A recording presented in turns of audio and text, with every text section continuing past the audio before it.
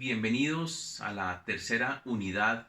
de nuestro módulo relacionada con los principios de las actuaciones administrativas sancionatorias en la Ley 1437, también conocida como CEPACA. Todos conocemos, sabemos que el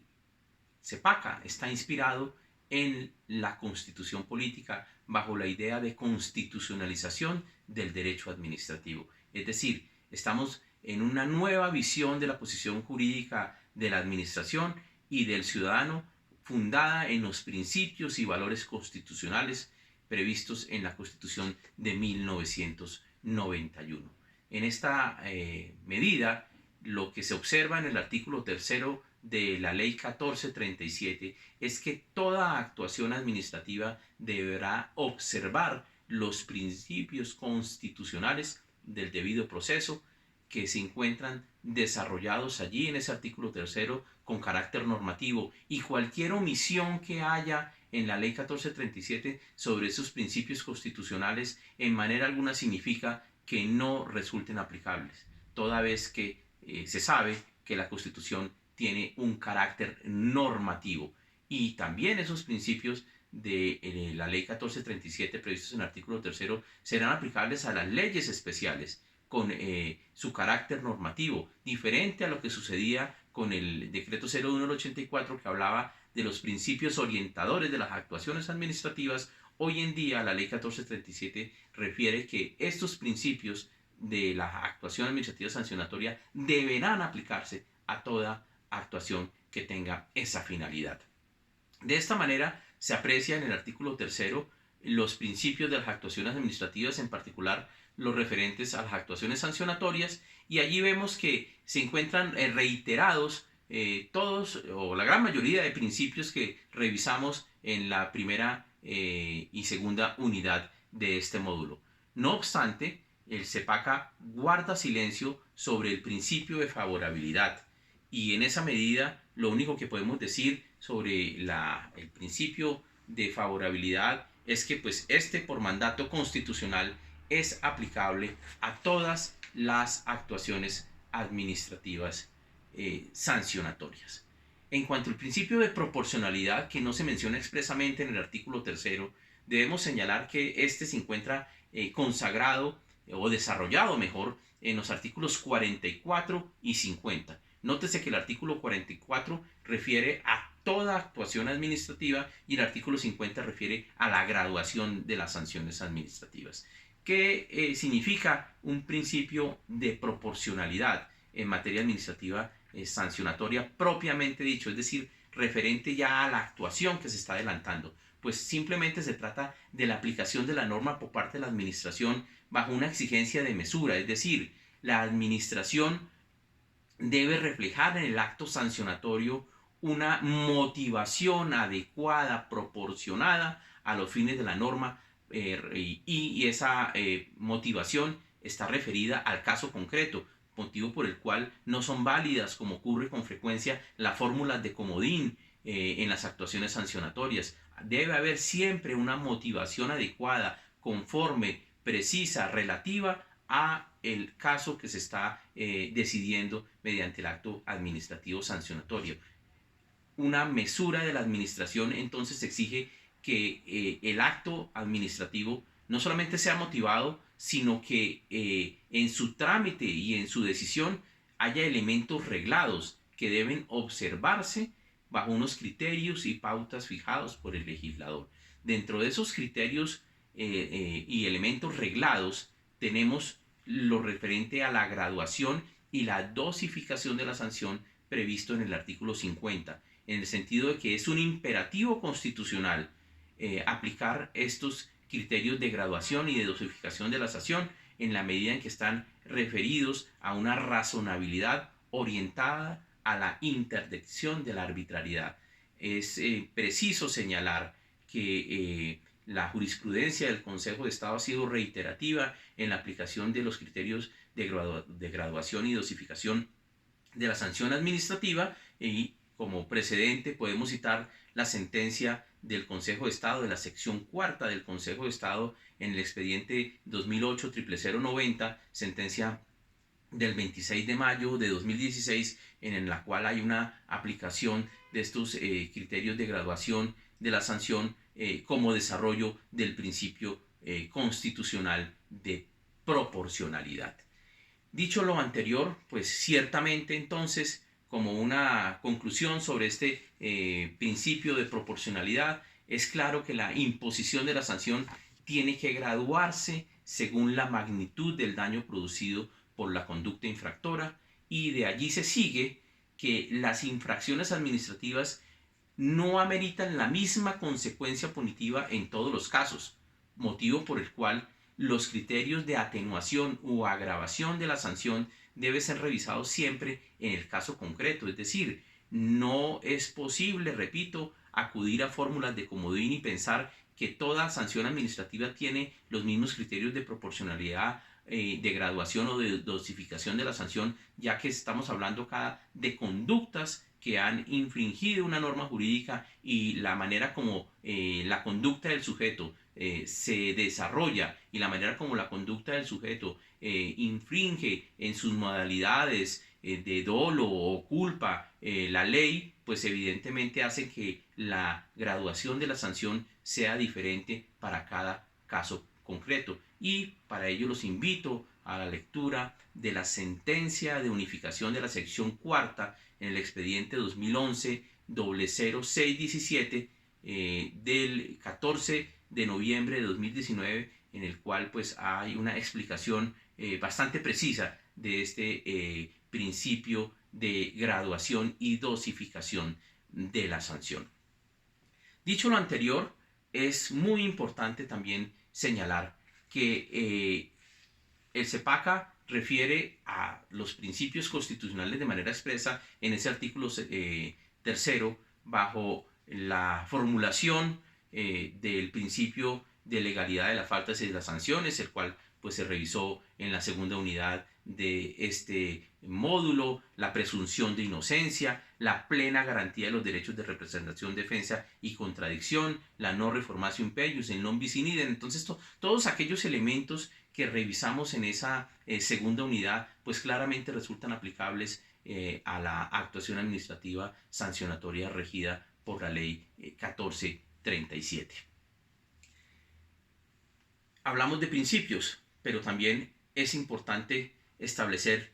que el CEPACA, al ser una norma de carácter general, pues nos conlleva a hacer una interpretación armónica entre las reglas del procedimiento de carácter general previstas en la ley 1437 frente a las reglas de procedimiento especial que traen leyes especiales. Entonces aquí, insisto, debemos hacer una integración normativa en el sentido de que en ausencia de una ley especial que establezca un procedimiento, lo que resulta aplicable es la ley 1437 de 2011 cuando se trate de actuaciones administrativas sancionatorias. Lo no regulado en las leyes especiales, es decir, aquellos vacíos que traen las leyes especiales, también deben ser llenados con las reglas generales de la ley 1437. Es decir, aquí tenemos una prelación normativa donde primero está la ley especial. Si esa ley especial tiene un vacío en el procedimiento, lo que debe aplicarse es la ley 1437 de 2011. ¿Y qué pasa si no existe una ley especial que establezca un procedimiento? Pues sencillamente lo aplicable de manera general es la ley 1437 de 2011 para la actuación administrativa sancionatoria de que se trate. Dicho lo anterior, y teniendo claro que hay un procedimiento administrativo sancionatorio general, pues ciertamente debemos distinguir ya para identificar qué tipo de procedimiento seguir. Pues debemos identificar si estamos frente a una actuación administrativa sancionatoria o frente a una actuación administrativa que no tenga carácter sancionatorio. Es decir, el procedimiento administrativo sancionatorio previsto en el CEPACA será o lo será para actuaciones que tengan una finalidad sancionatoria. Contrario sensu, si no tiene una finalidad sancionatoria, pues ciertamente lo aplicable serán las reglas generales de la parte primera del CEPACA. ¿Qué es sanción o qué puede ser considerado actuación sancionatoria? Pues la sanción tiene un carácter punitivo, es decir, tienen un carácter represivo en donde hay una finalidad aflictiva para el sujeto que soporta la sanción. Esa finalidad aflictiva, esa sanción, esa pena, pues es la correspondiente a la que su conducta generadora de una omisión o de una acción que da lugar a que se pruebe una infracción administrativa, pues señale la misma ley que establece la infracción y que debe señalar la sanción, como lo vimos cuando estudiamos el principio de legalidad de las infracciones y de las sanciones. Entonces, sanción implica un carácter meramente aflictivo, un carácter punitivo que se expresa a través de una actuación sancionatoria tendiente a imponer una sanción. ¿Qué no es sancionatorio? Pues no serán sancionatorias aquellas actuaciones que afecten la esfera jurídica de un sujeto de manera negativa, es decir, que haya un menoscabo de la esfera jurídica del sujeto, pero que este menoscabo no tenga carácter sancionatorio, no tenga carácter punitivo, no tenga carácter aflictivo. Generalmente, las actuaciones de inspección y vigilancia, es decir, solicitudes de información, visitas de inspección, requerimientos de las entidades de inspección, control y vigilancia, generalmente implican una transgresión, si se quiere, o una desmejora de la posición jurídica del sujeto, en la medida en que, pues, por supuesto, documentos, por ejemplo, que tienen carácter reservado, pues deben ser puestos en conocimiento de la entidad de vigilancia y control. Entonces, pues, allí estamos frente, repito, una afectación de la esfera jurídica del sujeto, pero las funciones de inspección o de vigilancia que se desarrollan generalmente a través de visitas de inspección no tienen un carácter sancionatorio. Entonces, estas funciones de inspección y vigilancia, salvo que existan reglas especiales que establezcan cómo deben adelantarse, pues tendrá que aplicarse el procedimiento general del CEPACA. No el procedimiento sancionatorio, sino el procedimiento general del CEPACA. Muy bien, dicho lo anterior, entonces, pues hay unos ejemplos jurisprudenciales que nos señalan qué es sancionatorio y qué no es sancionatorio. Y pues aquí esta aplicación práctica de este concepto de qué es sancionatorio y qué no es sancionatorio resulta muy importante. ¿Por qué? Porque en el control judicial del acto, cuando a una actuación que no es sancionatoria se deja de aplicar respecto de ella las normas especiales de la ley 1437 previstas en los artículos 47 a 52, pues se dará lo que entendemos dentro del derecho administrativo como la expedición irregular del acto. Lo mismo, si a una actuación que es de carácter general, pero a dicha actuación, por ser considerada que no afecta en principio los derechos de un ciudadano, no se aplican las normas de la parte general del código, pues entonces allí también habrá una expedición irregular del acto. Cito, digamos, dos jurisprudencias, dos precedentes del Consejo de Estado que nos ayudan a ilustrar. El primer caso era el de un municipio al cual se le adelantó una actuación administrativa y consistía en expedir una certificación por parte de la Superintendencia de Servicios Públicos. Al no expedirse la certificación por parte de la Superintendencia, el municipio consideró que había una violación al debido proceso, como quiera que entendía que la no expedición de la certificación implicaba una sanción. Pues bien, el Consejo de Estado, en sentencia del 19 de mayo de 2016, señaló en el expediente 2014-0696 que no se trataba de una actuación sancionatoria y que al no tratarse de una actuación sancionatoria no resultaron aplicables los artículos 47 a 52 de la ley 1437, motivo por el cual lo aplicable eran las reglas generales del procedimiento. Ese es un caso. Un segundo caso muy importante es el de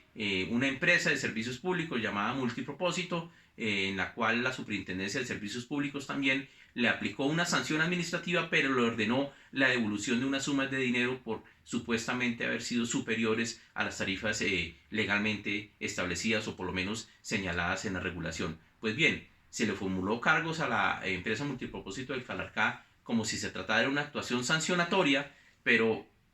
luego al responder el pliego de cargos la entidad dijo, mire, el tema de la devolución de una suma de dinero no resulta sancionatorio, y entonces la superintendencia cambió el procedimiento, dijo que no era sancionatorio, pero al final del día, al expedir el acto sancionatorio, pues evidentemente le puso una multa y le obligó a devolver las sumas debidas. Entonces allí se apreció que la orden de devolución pues no correspondía a una sanción administrativa, sino que era parte de la regulación y que eso se encontraba en otras normas especiales que deben aplicarse, y declaró la nulidad parcial del acto administrativo en la sentencia del 18 de abril, si mal no recuerdo, de 2018, en el expediente 2006 1180, 01180 mejor, en esta sentencia de la sección quinta del Consejo de Estado. Entonces, como ustedes pueden apreciar, pues la determinación si la actuación es sancionatoria o no es sancionatoria tiene una importancia suprema en la aplicación del debido proceso y en la aplicación de las normas y reglas procesales del CEPACA. Muchas gracias.